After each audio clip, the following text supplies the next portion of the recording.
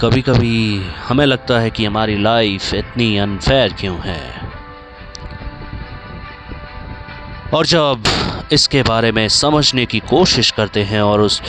और ज़्यादा जानते हैं तो समझ आता है कि लाइफ में ये जो अनसर्टेनिटी है इसके पीछे भी एक कारण है। हमारे रिपीटेड फेलियर, जब बार बार हम फेल होते चले जाते हैं तो एक बिलीफ बन जाता है, धारणा बन जाती है कि हम असफल होने के लिए बने हैं। हमारे अंदर की वो जुनून, इंस्पिरेशन, हमारे अंदर की वो जो चिंगारी है कहीं ना कहीं मिट जाती है। और ये रिपीटेड बिहेवियर हमें दिखाता है, जब भी वो कंडीशन फिर से आती है, सेम तरह का जो सिचुएशन क्रिएट होती है और उससे पता चलता है कि मैं फेल हो रहा हूँ, और वो बहुत ही दुख भरा होता है, वो बहुत ही ज़्यादा मुश्किल होने वाला होता है, वो हमें असहज कर देता है। लेकिन उस परिस्थिति में भी हम खुद को बाहर ला सकते हैं।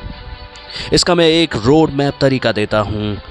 जब भी ऐसा लगता है कि मैं लाइफ में हारने की कगार पर हूँ, कुछ देर के लिए सब कुछ छोड़ दो, थॉटलेसनेस की कंडीशन में चले जाओ, बिल्कुल इस तरीके से कि सारे कामों से फ्री हो जाओ, किसी भी तरह का विचार मत आने दो या फिर किसी भी तरीके से एम्बिशियस होना छोड़ दो।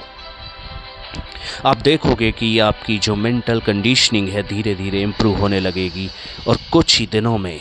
आप फिर से रिवायर होने लगोगे और वो सारी चीज़ें ऑटोमेटिकली सही होने लग जाएगी, और आप देखोगे कि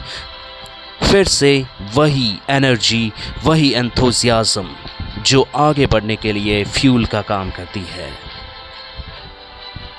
स्टे फोकस्ड, और ये बात मेरी याद रखना, जब भी आप डल या हारे हुए महसूस करते हो, एक बार के लिए बिल्कुल शांत हो जाओ, और कुछ दिन के बाद में आप फिर से देखना वही एनर्जी, उसी रिपीटेड एक्शनेबल